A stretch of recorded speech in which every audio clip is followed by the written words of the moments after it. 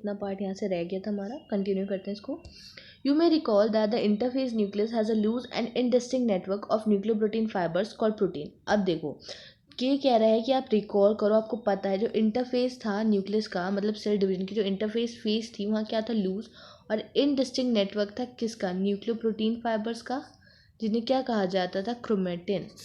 क्या कहा जाता था, क्रोमेटिन। तो क्रोमेटिन का दूसरा नाम क्या हुआ, nucleoprotein fibres.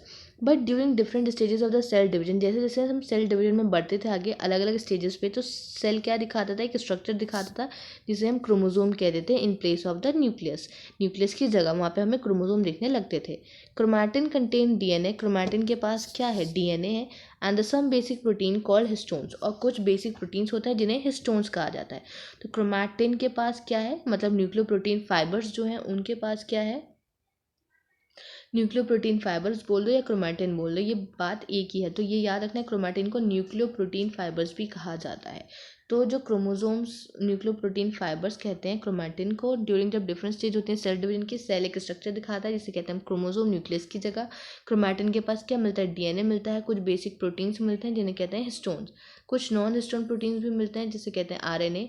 Single human cell has an approximately 2 मर्ज long thread of the DNA distributed among its 46 यानी 23 पेयर्स। अब जो नॉन हिस्टोन प्रोटीन है उनके पास आरएनए, वहाँ आरएनए क्या क्या है, बेसिक प्रोटीन से हिस्टोन कहा गया, कुछ नॉन हिस्टोन प्रोटीन से, और आरएनए भी है। जो सिंगल ह्यूमन सेल है उसके पास अप्रॉक्सीमेटली 2 मीटर लॉन्ग डीएनए होता है, मतलब डीएनए अगर लेंथ देखी जाए तो 2 मीटर लंबा होता है, और वो 46 यानी 23 पेयर्स ऑफ क्रोमोजोम में डिस्ट्रीब्यूटेड है। You will study the detail of DNA packaging in the form of chromosome in class 12। हम पूरी पैकेजिंग इसके आगे चल के क्लास 12 में देखेंगे कैसे होती है, कैसे क्रोमेटिन होता है, फिर वो उसका कंडेंसेशन होता है, पूरा कंडेंस हो जाते हैं, डीकंडेंस होते हैं, क्रोमोजोम बनते हैं। तो ये हम पूरा देखते हैं। The every chromosome visible only in dividing cell, हर एक क्रोमोजोम तभी विजिबल है जब वो डिवाइडिंग सेल में देखा जाए। Essentially has a primary constriction और द सेंट्रोमेयर, उसके पास क्या होता है, प्राइमरी कंस्ट्रक्शन होता है जिसे कहते हैं हम सेंट्रोमेयर, और कहाँ प्रेजेंट होता है, दोनों साइड्स पे प्रेजेंट होता है, और एक डिस्क शेप जैसा स्ट्रक्चर होता है। सेंट्रोमेयर दोनों साइड्स पे, एक प्राइमरी कंस्ट्रक्शन जिसे सेंट्रोमेयर कहा गया, on the sides of which a disc shape structure called kinetochore present, जहाँ काइनेटोकोर प्रेजेंट होता है वहीं पे एक प्राइमरी कंस्ट्रक्शन होता है जिसे कहते हैं हम सेंट्रोमेयर। ठीक है, अब जो सेंट्रोमेयर है hold the 2 chromatid of a chromosome, वो क्रोमोजोम्स के ये कि क्या है, क्रोमेटिड्स हैं ये, तो इन्हें होल्ड करके रखने वाला दैट इज हमारा सेंट्रोमेयर। कौन है वो, हमारा सेंट्रोमेयर, इनको होल्ड करके रखेगा जो 2 क्रोमेटिड्स ऑफ क्रोमोजोम को उसे सेंट्रोमेयर कहेंगे। अब सेंट्रोमेयर की पोजीशन के बेसिस पे ही हमारे क्रोमोसोम को 4 टाइप्स में बांटा गया है। कितने टाइप्स में, 4 टाइप्स में। किसके बेसिस पे, सेंट्रोमेयर की पोजीशन के बेसिस पे। तो ऑन द बेसिस ये रहा, वही देखा हमने, एवरी क्रोमोसोम सिर्फ विजिबल होता है डिवाइडिंग सेल में, उसके पास प्राइमरी कंस्ट्रक्शन होता है या तो सेंट्रोमेयर बोल दो। On the side of it जहाँ पे डिस्क शेप स्ट्रक्चर को हम काइनेटोकोर कहते हैं वो प्रेजेंट होता है, दोनों साइड डिस्क शेप स्ट्रक्चर है वहाँ वो प्रेजेंट होता है, जो डिस्क शेप स्ट्रक्चर से काइनेटोकोर कहते हैं, और इनकी दोनों साइड्स क्या प्रेजेंट होता है, सेंट्रोमेयर। सेंट्रोमेयर क्या करता है, होल्ड करता है 2 क्रोमेटिड ऑफ क्रोमोसोम को साथ में। Based on the position of the centromere the chromosome can be classified into 4 types. अब सेंट्रोमेयर की पोजीशन के बेसिस पे क्रोमोसोम को 4 टाइप्स में बांट दिया गया है। पहला होता है मेटासेंट्रिक क्रोमोसोम, जिसमें कहते हैं मिडल सेंट्रोमेयर, सेंट्रोमेयर बिल्कुल जस्ट मिडल में लोकेटेड है, forming 2 equal arms of the chromosome, और क्या बनाता है, बिल्कुल इक्वल आर्म्स बनाता है क्रोमोसोम की ऐसे। तो कहाँ लोकेटेड होगा, बिल्कुल सेंटर में। तो वही metacentric chromosome has a middle centromere forming 2 equal arms of the chromosome.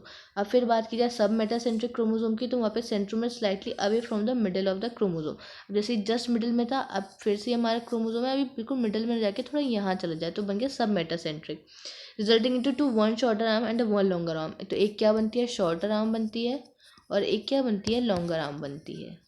किसकी वजह से बनी है, ये सब मेटासेंट्रिक क्रोमोसोम में देखने मिलती है, जब वहाँ पे जो सेंट्रोमेयर थोड़ा मिडिल में ना होकर थोड़ा सा उससे दूर होता है। फिर अगर हम बात करें एक्रोसेंट्रिक क्रोमोसोम की, वहाँ पे सेंट्रोमेयर सिचुएटेड है बिल्कुल एक एंड की तरफ ही, ये जैसे ये क्रोमोसोम तो बिल्कुल एंड की तरफ आ जाए, दैट इज एक्रोसेंट्रिक। तो in case of acrocentric chromosome are the centromere situated close to its end forming 1 extremely short and 1 very long arm. वही हमने बनाई, एक बहुत लॉन्ग एक बहुत शॉर्ट, क्योंकि बिल्कुल उसके एंड पे वहाँ सेंट्रोमेयर मिलने वाला है।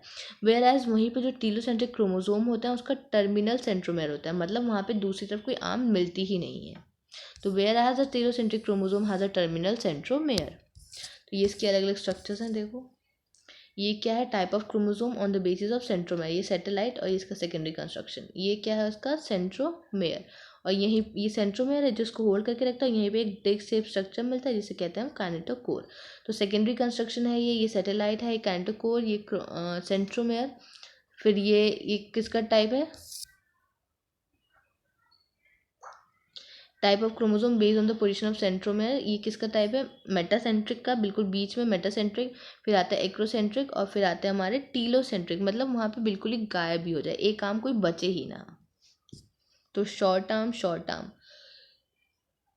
ये हमारा मेटासेंट्रिक, सब मेटासेंट्रिक, और ये दोनों एक्रोसेंट्रिक। फिर आएगा हमारा टीलोसेंट्रिक, ये उसमें इधर आर्म बचे ही नहीं, कुछ आर्म। तो ये किसके बेसिस पे डिवाइडेड है, सेंट्रोमेयर की पोजीशन के बेसिस पे डिवाइडेड है। Now sometimes of you chromosome have a non staining secondary structure, कुछ क्रोमोसोम के पास एक नॉन स्टेनिंग सेकेंडरी कंस्ट्रक्शन होता है कॉन्स्टेंट लोकेशन पे, उसे कहते हैं हम सैटेलाइट। क्या कहा जाता है उसे, सैटेलाइट कहा जाता है। एक छोटा सा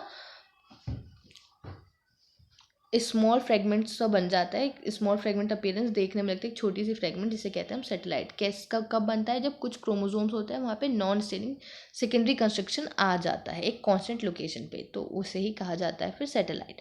अब माइक्रोबॉडीज़ क्या होती हैं, बहुत सारे मेम्ब्रेन बाउंड माइन्यूट वाइसिकल्स हैं जिससे हम माइक्रोबॉडीज़ कहते हैं, और उनके पास क्या होते हैं, वेरियस एंजाइम्स होते हैं, और बोथ प्लांट और एनिमल्स दोनों में प्रेजेंट होते हैं हमारे माइक्रोबॉडीज़। फिर अलग अलग टाइप होते हैं, इसका परऑक्सीजोम, ग्लाइकोक्सीजोम, ये सारे माइक्रोबॉडीज़ के टाइप होते हैं। तो माइक्रोबॉडी भी क्या है, मेम्ब्रेन बाउंड माइन्यूट वेसिकल जैसे स्ट्रक्चर है जिससे माइक्रोबॉडी कहा जाता है। इसके पास एंजाइम्स होता है, प्लांट और एनिमल दोनों सेल्स में पाए जाते हैं हमारे। तो यहाँ पे पूरा cell the unit of life पूरा हमारा चैप्टर कंप्लीट हो गया है। अब हम स्टार्ट करेंगे 12th हमारा नेक्स्ट वीडियो से, जिसमें हम स्टार्ट करेंगे मोस्ट प्रोबेबली बायोटेक से। तो मिलता है नेक्स्ट वीडियो में, इसे रीड आउट कर लेना। तब तक के लिए थैंक यू, बाय।